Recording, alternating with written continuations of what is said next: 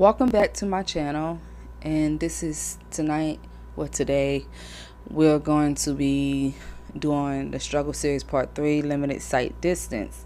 Now I had a bit of a day, but I remember how this series even came about.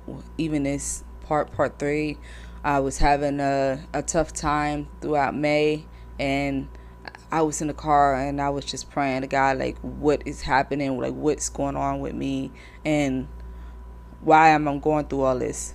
Now, I have posted the scriptures throughout this podcast. It's at the front of the video and the back. You can do as you please, like I always do. And I'll probably even, go ahead and read through them somewhere throughout this podcast.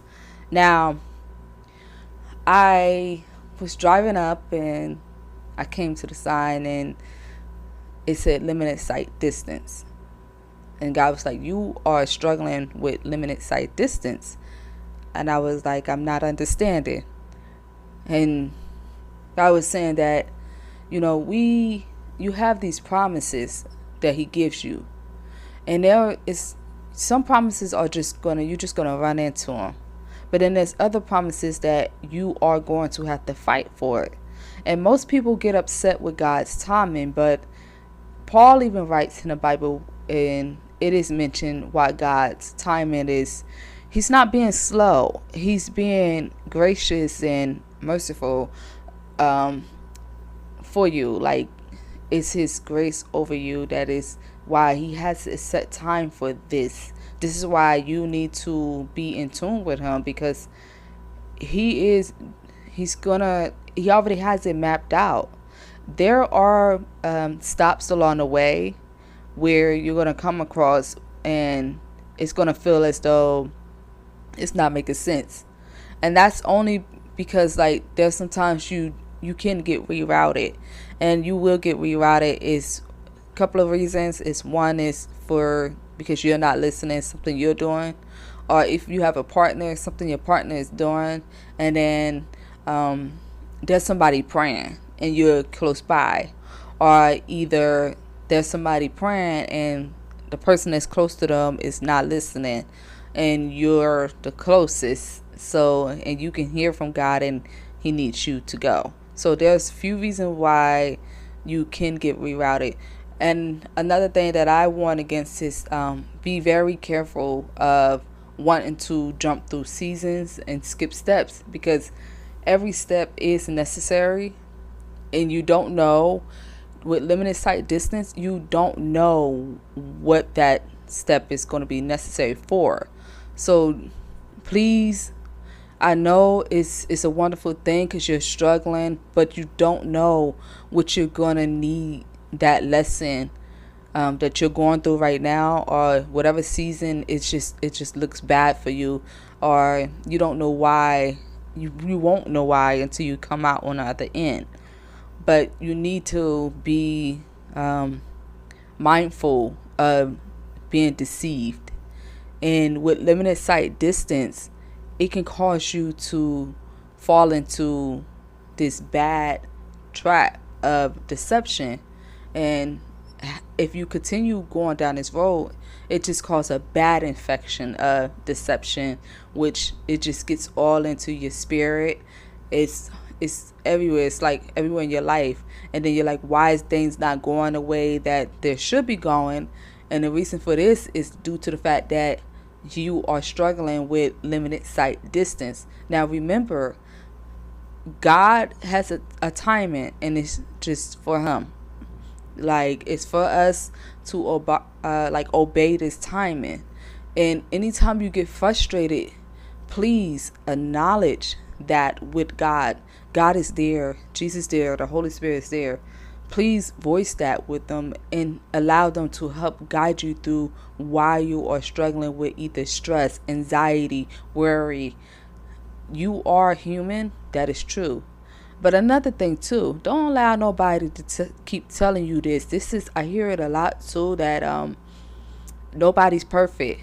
It's the trick of the enemy to keep you in a constant battle of cycle of admitting that nobody's perfect. but God is perfect, you know? And even Jesus said that you ought to be perfect just like your Father in heaven is perfect. So you can work for those goals and you can practice those goals. If he can take a stone cold killer, Paul, and then convert him over into being the man that writes more than, they say, more than half of the Bible, which is the New Testament. But if he could take him to do the work of him, and he's running the race, and he's honest with his conflictions and everything that he's going through, then you need to be honest too with yourself and have those honest conversations. Limited sight distance, it's, I can honestly say it's a tough season to get through, because everything that you know you need to, that you have learned, you need to use those tools throughout that season or that time frame that you are going through. And it's gonna make you feel like you're starting all over, which is true, because you, every season you go into, you start all over again. And it's such an impact on your life that you just feel like you just fell out of God's grace. But it's not. It's a season, a storm that you are going through, and you're gonna go through these trials where you need to just completely trust God every step of the way. Like I said before, you can go through 1 or 2 days at the beginning. The warfare is, it's not as bad as when you, as you continue throughout your journey. The warfare just gets heavier and heavier every time you go through new levels. There are new demons, devils, witches that's on a higher level that's gonna, you're gonna come across. And we see that as Jesus is, walking this earth and teaching and everything. You see these different levels that of these demonic spirits that's like they're in these people, they have these people bound. And I remember having this dream recently where God was talking. He was like, I am being robbed of my children, and my children are drowning. They are drowning. They're suffering. And I had gotten, he's like, get in the water and throw them the lifeline. So I threw out the lifeline, and I couldn't understand. There was like nobody on the lifeline. I'm like, why are they not grabbing the lifeline? And he was like, to them it looks like a monster. The line has been sitting there in the water, and nobody has been grabbing onto this lifeline because it looks like there's a big snake or monster in the water. So nobody's gravitating towards the lifeline because they can't see. It looks like something different. So this is what limited sight distance does to us as children of God. If you get stuck or comfortable in your situation, you are going to suffer. Whenever God is trying to, you hear the knocking, but you wear these blinders of deception. Deception causes you to be naive. And yes, hold on to your promise, but don't be blinded by it, because you have not gotten to that point where you're going to receive that part yet. You're still working towards it. And we'll talk about this in the next video of the narrow gate. But I'm warning you, you're going to have to work hard to get through that narrow gate. And there's steps along the way. And Jesus is your guide. The Holy Spirit is there to help assist you. Do not. And I'm only coming in to realize this too, where he says that do not, grow weary in doing good. Do not give up. And allow me to be that voice for you when I tell you, do not give up. It's going to look bad. It's going to get tough. It's not easy. But God is going to give you that door to go through. This is why you do not want to, when he sends somebody in your life, whether it looks like your enemy or your boss that's getting on your nerves, that can be your door, your way out. And then when he tells you to do something, you want to do it. It's going to be very uncomfortable because it's going to be out of your element. You're not going to be used to it. You you're not going to want to do it. You might even stall out for a little bit, but he does give you grace to go through that change and figure out what what you want to do or how to go about it. And I recommend that if you need that time, just to really pray to God to give you the strength and the courage to move forward, because it's very uncomfortable. I can tell you, just me doing this is uncomfortable for me. It's not easy. Some people are naturally gravitated to it because it brings on a certain type of fame for them. But that's another reason why I don't want to use my um, name. I just want to use the name that I use for my channel, which is Hezekiah Judah. And that's for the fact that I told God that I want him to receive all the glory for me doing this. It's not something that I ever thought I would ever do. And I'm going to be honest when I say that when I had set out in life to, before I got called to do any of this and return back to my faith, one of my things was that I was going to be a biomedical engineer. I was going into the field. I wanted to, help children and people out there where the U.S. have the ability to purchase a machine to help and save people's lives, but they feel as though it's too expensive to invest in, and they are late when instead of spending the money then and there, knowing the fact that they can save a life, they are weighing your life in with numbers, and that's analytic science. If they don't see it, and so many companies and everything are building, they're based off of that when it comes to jobs and everything. They're just going off of analytics. They're not really, nobody's really looking to God for answers. And some people that are, they only thinking about themselves.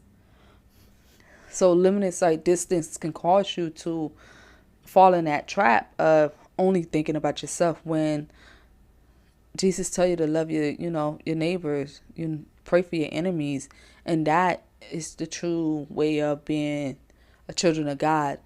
I went to two churches, and I attend the two different services, and I hear how people always pray about being like Jesus, but I don't think you really understand the weight. And he even talks about that when the mom asks if her two sons can sit, one can sit at his right and one can sit at his left. And Jesus like, you don't even know what you're asking for. And every time I hear that prayer in church, I always think that, like, I think you realize what you're asking for, to be more like Jesus, make me more like you. And that's not a prayer that I pray. I always ask, can you teach me that way to be like this way? I'd rather to be taught a way that I'm going to be able to use that method, rather than to just pray to be more like Jesus. And the reason why I say that is because you don't know what you're asking for. We read about Jesus and we don't know all the things that he have done. But if you took the time out and asked Jesus, like, some of the stuff that he has done, and he sits and talks to you and tell you those things, you're going to be like, okay, maybe I really need to rethink my prayer of asking to be more like him, because he carries a different type of weight on his shoulders. That's a God weight. And when people are asking to be more like him, when God asks you to give up your car, give up your house, you can't walk away from it, but then you prayed for this prayer to be more like him. And you even see where Jesus tells you that he didn't have a place to lay his head. So if he's calling to you to do missionary work, and he's like, you need to give up this, and this, and you can't walk away from your $100,000 job because you're like, oh no, I worked very hard for this, and I can't give up all this money. I can't walk away from my car. What I'm gonna do? And I know from my experience, because I went and I was car shopping, and the number one thing that these the salesmen was banking on was they bank on people vulnerability of not wanting to walk. It is very important that you walk. You cannot make it through your journey running. Like you just jog. You start off jogging and then you're just running full speed. You're gonna miss stop signs. You're gonna miss important and valuable things. And so many people walk away from their journey and their faith and walk away from God because they decided that this was just too much. Is it just too much, or are you truly just trying to, speed everything along and get to the good part?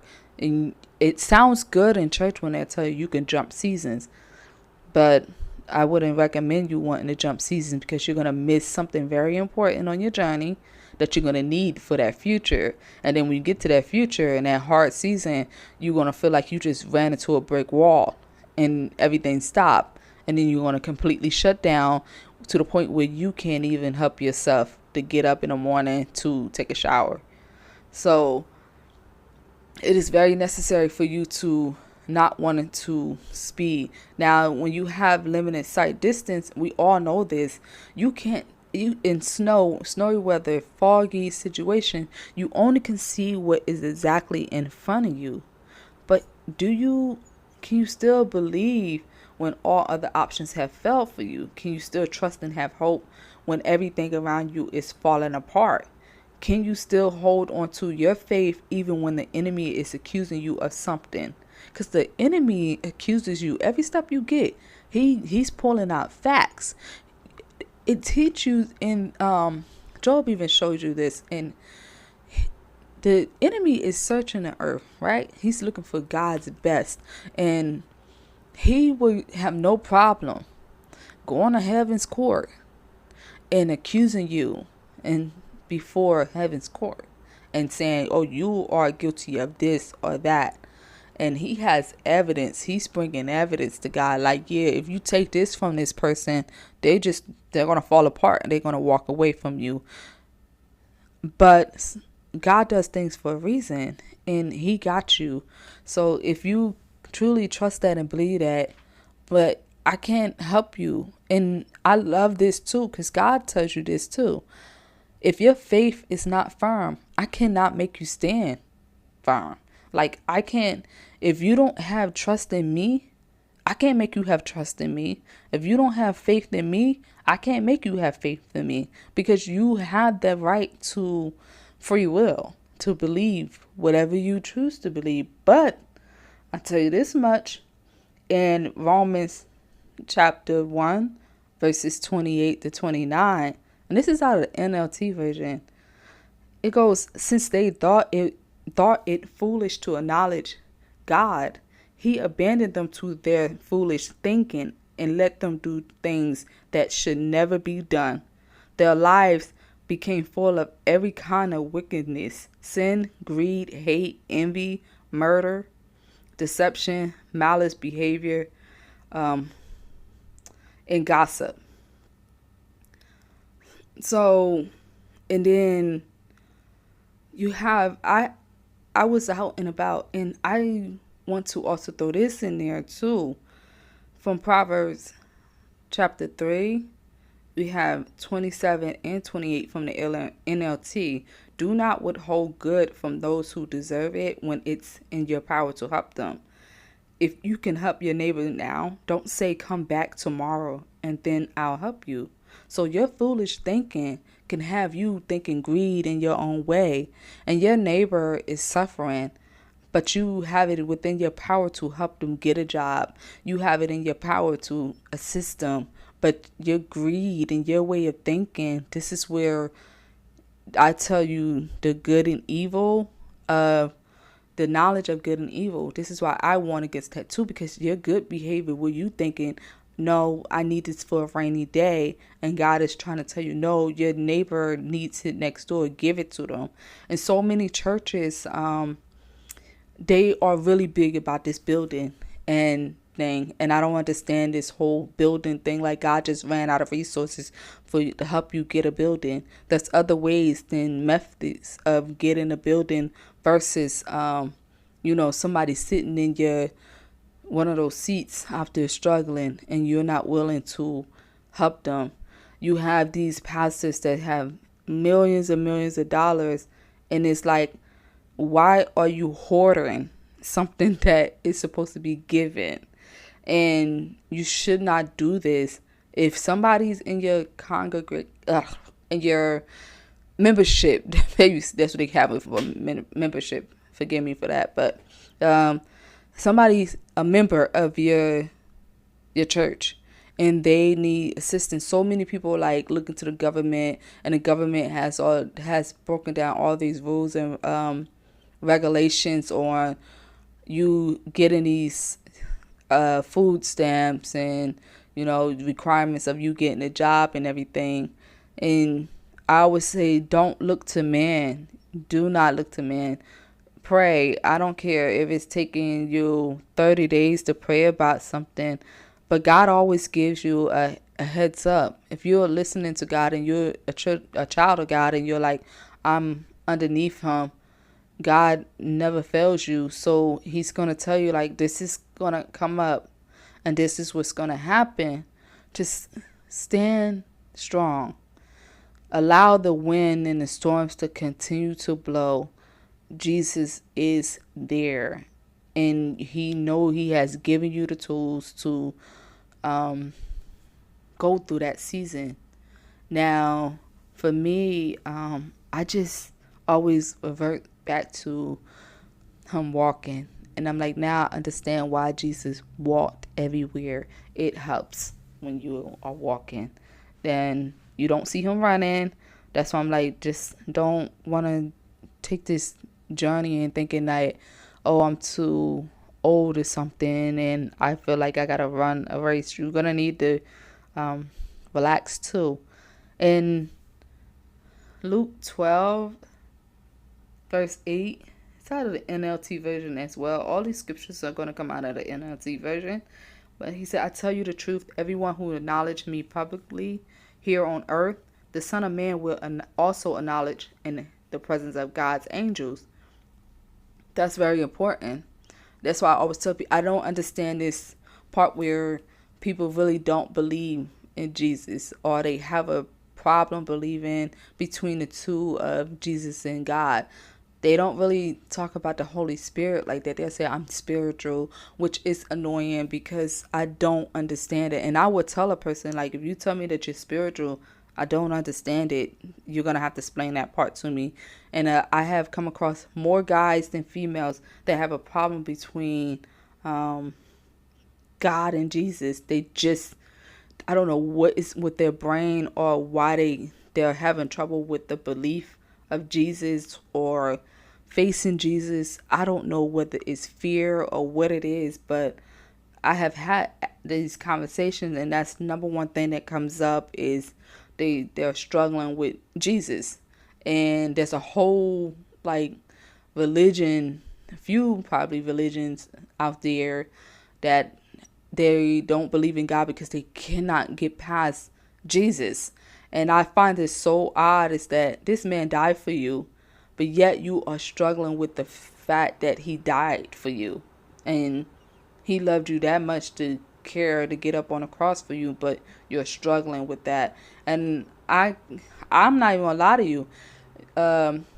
There's a few religions that I don't understand the concept, and I have had these conversations with people, even with like Jewish religion. What I can't really understand with that is the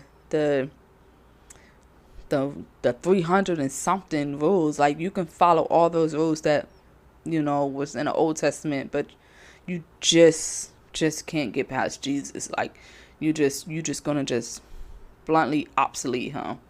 And that's, I can tell you, that's just, I don't know, it's crazy to me, but that's my opinion on it, and I'm being honest about it.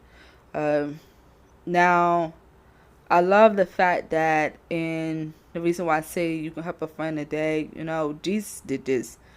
He had in Matthew chapter 20, verse 30 to 32, you see him with the two blind men. They were sent beside the road. When they heard that Jesus was coming that way, they began to shout, Lord, Son of David, have mercy on us. People was trying to tell them to be quiet. They trying to shut them up, but then they only shouted louder, like, Lord, Son of David, have mercy on us. And then when Jesus heard them, he stopped and he called and he said, what do you want me to do for you?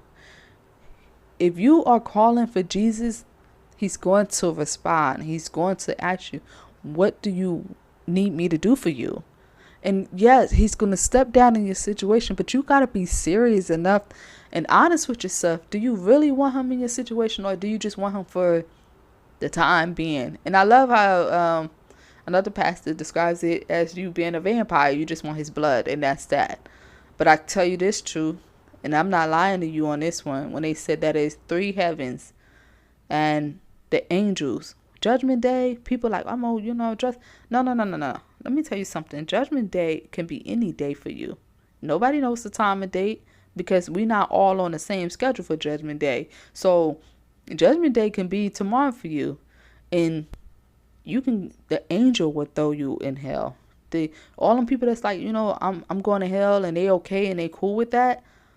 The king ain't throwing you in hell. God ain't throwing you in hell. The angels are going to throw you in hell. That's how beneath you are. You don't even, if you're accepting the fact that you're okay with going to hell, what's the point of Jesus being involved? It's no really need for him to be there. You could just send the angels to throw you in hell. Like, that's one less problem. If you okay with that. Now, I tell you, Proverbs 3:5, 3:6, and 3:9 say, trust in the Lord with all your heart. Do not depend on your own understanding. Don't. This is why you want to acknowledge him in all your ways. Seek his will in all you do, and he will show you which path to take. This is where you want to, during this limited sight season that you're going through, whenever you're there. God has you on a path, and you walking or you jogging it, but please don't try to make a sprint out of it. He is gonna guide you. He's there. So even he'll tell you, I'm sending my angel before you to go. His angel's going before you to make everything clear for you. And if you are seeking him and you acknowledge him, he's there. He's going to help you get through that storm. Don't think that he just bailed out on you. And honor the Lord with your wealth and with the best part of everything you produce. I like this too, because it's like, whatever you're doing, even if for me, it took me almost 4 years to just really, no, 3 years to really not get like really angry in a situation where I can't control my anger.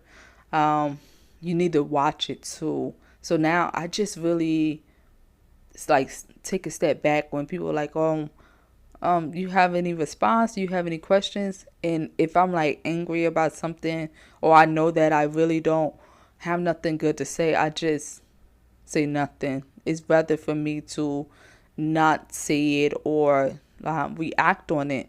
So I just don't. I would just stay quiet and stand back, because it's no use for me.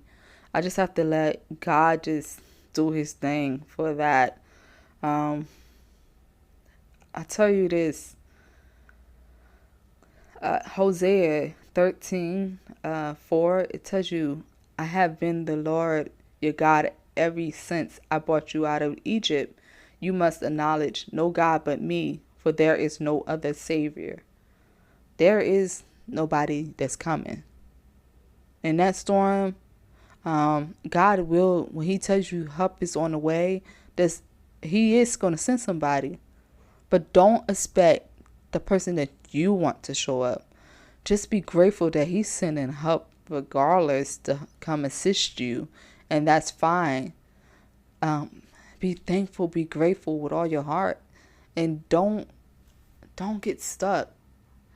Please don't get stuck with your own vision. Don't be naive. Please write down your instructions, because you can fall in that deception is real. And deception is just, it's not just, oh, it's one of these things. I know it. You don't know it, because it's different levels to it. Some pastors are stuck at level 5 and 6, okay? You know how you know your pastor stuck? If your pastor is telling you that it is okay for you to be marking up your body, yeah, but it's a scripture. Yeah, let me tell you something. So you go get a tattoo. It's of a, uh, like a death sign. And then now you having all this trouble. You're getting sick. Oh, you broke your foot and everything else. You marked some type of spirit on your temple, and you marked yourself for the grave. So what did you think was going to happen? And I see so many people like, why is this happening to me? You marked yourself. I watched this guy, and I told him, I said, you're gonna get this. You know, you when you get older and you get wiser, you're gonna get this stuff removed. But he's like, but I like it, and it's like, yeah, just like when you're worshiping the stars and you're like, oh, I'm a Gemini, this and that. It's all witchcraft. So you go even with the sage. God has these, he tells to his priests in them in the Old Testament what to use and what scents to burn for what sin and everything, right? And he said, this is not for any of the use. Do not do this. And then you watch how two of the priest's sons died because they burned the wrong incense. Like, so it's just like sage, you're burning this. And you're not supposed to be burning that because it was made for the use of God in the Old Testament, but it's no longer need to be used. Now, the enemy takes anything that God, he doesn't create anything new. So anything that God has done and created, he's going to take that and he's going to modify it to be evil and for the use of bad. So this is why you don't want to fall in those traps of deception. If you're going to be all in, be all in. You can't be with one foot in the grave and one foot in life. And I'm going to always say that. You just can't have it. It's called being lukewarm. You got to figure out if you truly want to be in this. And this is where the tests and trials come through, because you... And it's funny when people are like, oh, you know, I don't understand, you know, why I got to go through this. Take a look at Paul. Paul was, you know, bitten by a snake, shipwrecked, beat, whipped. You know, it had to get dropped from a window in a basket to escape death. Like, so you see the apostles, they go through stuff. Paul went through a lot. Jesus, if anything, Jesus was hung up on a cross for something he didn't do. Just because fear got the best of these people. But he came to die for us anyway, to be that lamb, so we don't have to be out here carrying goats and everything for a sacrifice. So I want you to take it serious when I tell you that limited sight, distance, when you are in that season or you're going to go through it, we be mindful that ask God, acknowledge him so that he can direct your path and you don't fall off or you don't stop. Because it's nothing worse than looking at the world and you're like, what is happening? What's going on? The land took you to court. And people laugh and stuff, but it's no joke. It's written in the Bible. Whenever sin get its greatest, the land goes to heaven court. The trees in them, you say, we are suffering because these people, you got to get them out of here. Like, you got to do something. We can't no longer survive in this situation. And God will, the land is vomiting you out. Like, it's just throwing you up. It's spitting you out. It's accusing you. And it has every right to do so because the trees and stuff were here before, you know, God made man. So Trust and believe God is here for all his creation. He's not just here for us. And it's very cocky of you and arrogant of you to think that he is not going to listen to the fishes, the trees, the water, and everything else on this earth that's created, the bugs and stuff. Like, if he's not going to listen to them because you're just wicked and you're doing all this wickedness, he will stand up for them, because that's his part of his creation too. But he tells you this too. So for all those people that's like, I'm an Old Testament person, or I'm only New Testament because the Old Testament doesn't make sense. It don't make sense to you because you're being in your foolish ways and your foolish thinking, and God will allow you to stay that way. It's a beautiful thing to live under God and live life on God terms. It's for your own protection, and he loves you. And the more you get to know him, you're going to see things. He's going to take you through things to show you, because this is his way of sharing, wanting you to share in a relationship with him. Each level gets tough, it gets better, but once you go through it, you can assist everybody else through something. And do not be afraid to tell your story, because so many people out here are struggling because they don't know God, or they only know a form of him. They don't believe that he will open a Red Sea for them, or open a door for them. Or they're struggling like, oh, would God pay my bill, my rent, or whatever. But that's just the bare minimum. God can do so much more. You can be looking at stage 5 cancer, and he could just cause your body to just heal up just like that. So just don't get stuck. I pray that just don't get stuck with this limited sight distance on you. And remember, God is the God that creates, and he made a way for you to get through. So hold on to that more than anything else, because when you face those trials and it comes up again, he's going to be that same God that's going to create and make a way for you to get through too. Now, may the Lord lead your hearts into a full understanding and expression of the love of God and the patience, endurance that comes from Christ. And I see you all in the next video. Love you and thank you for listening. May heaven armies be with you all.